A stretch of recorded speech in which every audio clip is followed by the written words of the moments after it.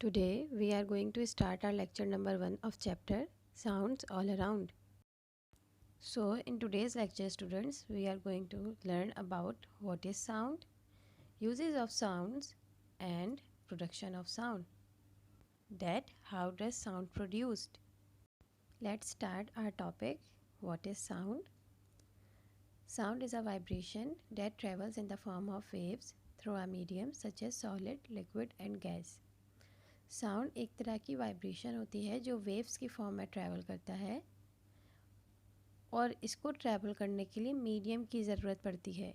Medium हम उस substance को कहते हैं जिसके थ्रू एनर्जी या कोई भी चीज़ एक से दूसरी जगह ट्रांसफ़र की जाती है। तो साउंड एक तरह की वाइब्रेशन है जो वेव्स की फॉर्म में ट्रैवल करती है मीडियम के थ्रू, और वो मीडियम क्या क्या हो सकता है? Solid, liquid and gas. Sounds are all around us. Sounds हमारे इर्द गिर्द मौजूद रहता है, जैसे कि हम इंसान, जानवर और बहुत सारी जो थिंग्स हैं वो साउंड प्रोड्यूस करती हैं, जैसे कि विसल, जैसे कि musical instruments and many more things produce sound.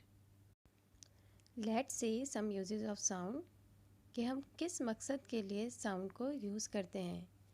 We use sound for communication and we also use sound for expression. हम एक दूसरे से रब्ता करने के लिए भी, एक दूसरे से बात करने के लिए भी साउंड को यूज़ करते हैं और अपने बातों को एक्सप्रेस करने के लिए भी साउंड को यूज़ करते हैं। तो आइए हम साउंड के इन दोनों यूजेस को कुछ एग्जाम्पल से समझते हैं। जैसा कि यहाँ पर अपनी स्क्रीन पर देख रहे हैं, एक बच्चा जो है, एक बेबी इज़ क्राइंग, वो रो रहा है। तो इससे हमें क्या पता लगता है उसके रोने से? या तो वो बच्चा डरा हुआ है, या वो भूखा है, या वो बीमार है, या वो कंफर्टेबल फील नहीं कर रहा है, यानी कि वो रोने से हमसे कम्युनिकेट कर रहा है। बिल्कुल इसी तरह एम्बुलेंस और फायर इंजन के सायरन की जब हमें आवाज़ सुनाई देती है तो हमें फ़ौरन पता लग जाता है कि कोई ना कोई ख़तरे की बात है। तो ये हमें अपने सायरन के थ्रू जो साउंड प्रोड्यूस करता है उसके ज़रिए हमसे कम्युनिकेशन होती है और हम अलर्ट हो जाते हैं। तो स्टूडेंट्स, ये कुछ एग्जांपल्स हैं जिससे हमें पता लगा कि साउंड को हम कम्युनिकेशन के लिए भी यूज़ करते हैं। तो आइए अब हम ये देखते हैं कि साउंड किस तरह हमारे एक्सप्रेशन को ज़ाहिर करता है।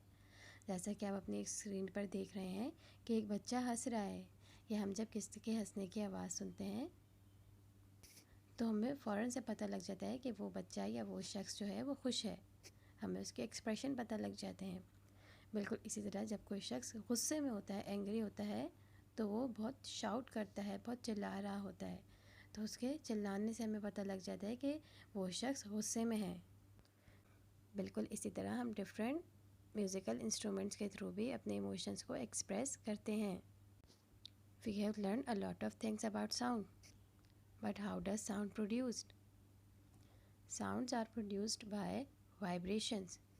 साउंड्स वाइब्रेशन के थ्रू प्रोड्यूस किया जाता है और फिर ये वाइब्रेशंस वेव्स की फॉर्म में मीडियम में ट्रैवल करती हैं। The number of vibrations made in 1 second is known as the frequency of the sound. एक सेकंड के अंदर जितनी भी वाइब्रेशंस प्रोड्यूस होती हैं उसे कहा जाता है फ्रीक्वेंसी। जिस साउंड की जितनी ज़्यादा हाई फ्रीक्वेंसी होगी उसकी पिच भी उतनी ही ज़्यादा होगी, और जिस साउंड की जितनी कम फ्रीक्वेंसी होगी उसकी पिच भी उतनी ही कम होगी। A loud sound carries more energy than a soft sound. Sound के थ्रू हम एनर्जी को ट्रांसफ़र करते हैं। जो लाउड साउंड होता है उसकी ज़्यादा एनर्जी होती है, जो सॉफ्ट साउंड होता है उसकी एनर्जी कम होती है। सो स्टूडेंट्स, लेट्स सी कि साउंड वाइब्रेशन के थ्रू कैसे प्रोड्यूस किया जाता है। इसे हम कुछ वीडियो एग्जांपल्स के थ्रू समझते हैं। तो आइए हम फर्स्ट एग्जांपल देखते हैं। Take a plastic ruler. एक प्लास्टिक रूलर लीजिए और उसे टेबल कर एज पे रख दीजिए, बिल्कुल इसी तरह जैसे आप ये पिक्चर देख रहे हैं, और उसके एक एंड को अपने हाथ से पकड़ लीजिए और वो एंड जो कि टेबल से बाहर है उसका हल्का सा फ्लिक कीजिए। तो देखिए क्या होगा। आइए हम इस वीडियो में देखते हैं।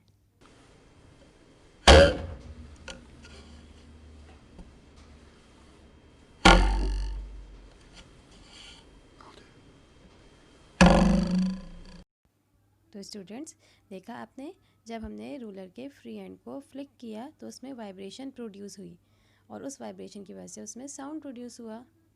Means sound are produced by vibrations. तो आइए स्टूडेंट्स, अब हम एक और एग्जांपल के थ्रू ये देखते हैं कि साउंड किस तरह वाइब्रेशन के थ्रू प्रोड्यूस किया जाता है। That's good. That is awesome. That is cool. तो देखा आपने किस तरह ड्रम को हिट करने की वजह से उसकी स्किन वाइब्रेट हुई और उसके ऊपर मौजूद कलर जो है वो जम करने के बाद आपस में मिक्स हो गए। स्टूडेंट्स, आप अपनी स्क्रीन पर कुछ ट्यूनिंग फोक्स देख रहे हैं। ट्यूनिंग फोक्स को हम साउंड की वाइब्रेशन को स्टडी करने के लिए यूज़ करते हैं। इन ट्यूनिंग फोक्स के ऊपर कुछ नंबर लिखे होते हैं, जैसे आपको यहाँ पर नज़र आ रहे होंगे। उन नंबर्स को क्लियर करके नीचे लिख दिया गया है। जैसे आपको फर्स्ट पर नज़र आ रहा है 512, सेकंड पर नज़र आ रहा है 1024, थर्ड पर नज़र आ रहा है 2048 एंड फोर्थ पर नज़र आ रहा है 4096। ये जो ट्यूनिंग फोक्स के ऊपर नंबर लिखे होते हैं, इससे हमें ये पता लगता है कि जब हम इस ट्यूनिंग फोक को हिट करेंगे तो इसमें 1 सेकंड के अंदर इतनी वाइब्रेशंस प्रोड्यूस होंगी। यानी कि जिसकी 512 नंबर है, जब हम इस ट्यूनिंग फोक को हिट करेंगे तो ये 1 सेकंड के अंदर 512 टाइम्स वाइब्रेट करेगा। तो आइए स्टूडेंट्स, अब हम इन ट्यूनिंग फोक्स के प्रॉन्ग्स की वाइब्रेशन एक वीडियो के थ्रू समझते हैं।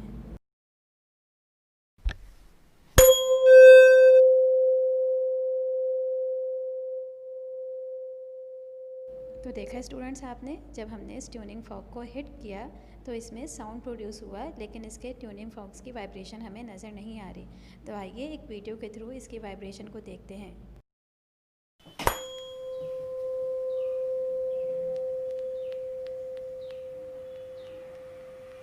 तो देखा स्टूडेंट्स आपने, ट्यूनिंग फॉक्स के प्रॉन्ग्स वाइब्रेट करते हैं लेकिन उनकी वाइब्रेशन हमें नज़र नहीं आती।